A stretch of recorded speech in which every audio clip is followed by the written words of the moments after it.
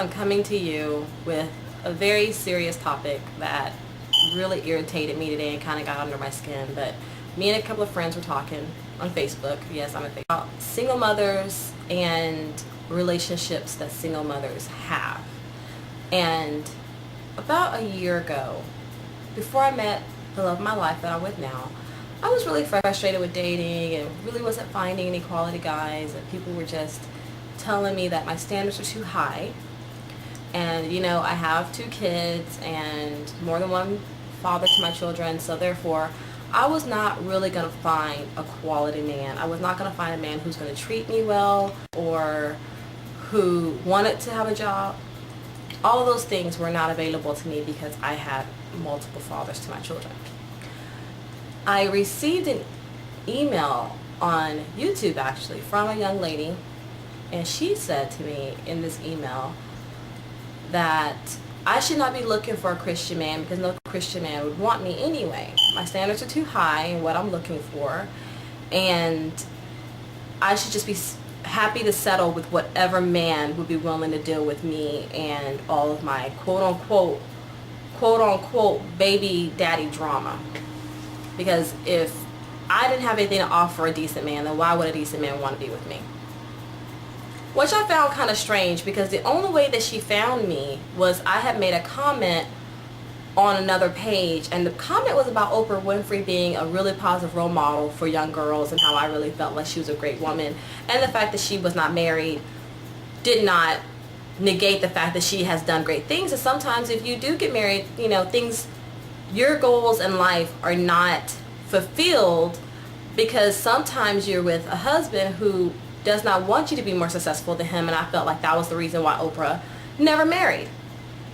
So she took that and ran with it and was like, who are you to think that, you know, you need to have this and you need to have that, and just kind of made a lot of assumptions about who I was as a person. And it was really strange because she has a huge YouTube following. She has like over 20,000 YouTube subscribers, and I wonder all the time, because her subscribers are predominantly black women, and I know that some of these black women may not be married, may have children. What would they think if they knew that she thought they were basically less than human, dogs in the street, poop under her feet, because she was with a man who didn't have any children, and she doesn't have any kids, and they're married, and that's the perfect situation, and that's something that would never be available to me, that no man would ever marry me, let alone a man with no kids who would be of any kind of value. You know, it upset me what she said, and I kind of took it with a grain of salt because I know who I am. I don't need anyone to validate who I am or tell me what I'm worth. But what I will say is, she is not the only person who has told me this. It just seems to be a general consensus amongst people in general that if you have kids, and you have kids by more than one man, that automatically that puts you in a category of being trifling. Which I don't think that's the case. I don't think how many relationships you've had in the past automatically makes you a slut or a whore or anything else. You know, maybe those relationships just didn't work out, and beautiful children were born in those relationships, and kids are a blessing. So you really can't say, oh girl, she has 3 kids by 3 different baby daddies and she is no good. Because I know a lot of women who have 3 children by 3 different men, and those are beautiful women, take very good care of their kids, go to work every day, they don't ask anybody for a handout. You know, I know someone very well who has 3 kids by 3 different men, and all of them were in long-term relationships, you know, over 4 years each. She's not a bed-hopping type of person, and you can't really judge people by the relationships they've been in. You have to judge that person by who they are, the character of that person, and having more than one relationship does not necessarily make you a heathen. You know, there are a lot of Christian women out there who can't find a good husband. There are a lot of women out there with no kids who can't find a good husband. We all know there's a disparity in the black community, that a lot of black women are not getting married because of a lot of different reasons that I really can't go into in a very short video. But there are a lot of women who are not getting married. And I have been married, and I can honestly say it doesn't really make that big of a difference. When I was under the impression, okay, I was going to get married and all these things were going to be different. We came back from our honeymoon and it was back to work, you know, cook dinner, do laundry, back to our day-to-day routine. I mean, there was not anything majorly different. What marriage needs to be about is about love and affection and wanting to spend the rest of your life with that person. But who's to say you cannot have that kind of relationship and live with someone and be happy with somebody and not be married to them? And who's to say that just because you have children, you are automatically cast out of the good dating pool? So now you're just stuck with drug dealers, men who have children all over the place that are not claiming, men who are not Christian, who don't want to live a Christian lifestyle, or Muslim, you know, if you're Muslim, and men who want to live a Muslim lifestyle or what have you. I think we need to set better standards for ourselves and quit allowing other people to set standards for you. If you have an idea of what you are looking for in the perfect mate, then stand by that ideal. Make yourself a mental list or write it down for yourself. I would like a man who's a Christian, who loves kids, who has kids of his own so I can see what kind of parenting style he has. I want a man who, you know, makes at least half of my income if you're making a lot of money, or he has to be in this certain income bracket. You know, that's my personal ideal of what I need in a man. There's a lot of different things that women are looking for.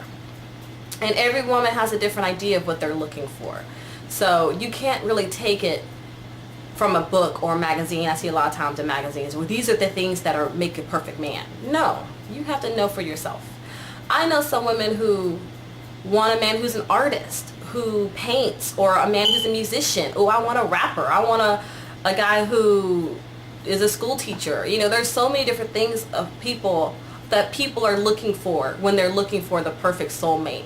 And you have to find that for yourself.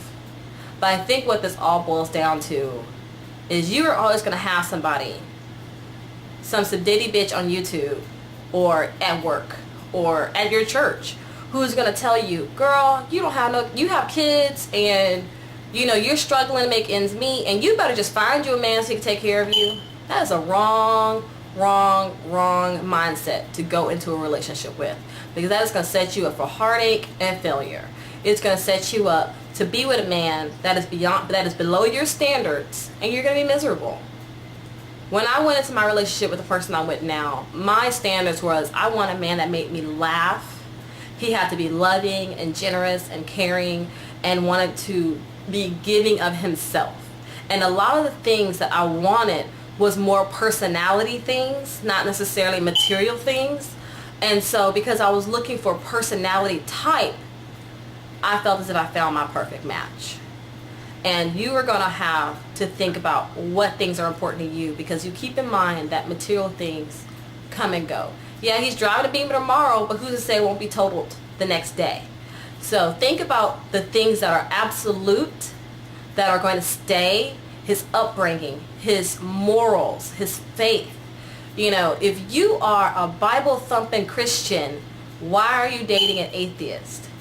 That's what the Bible talks about when they say equally yoked. Get somebody on your level.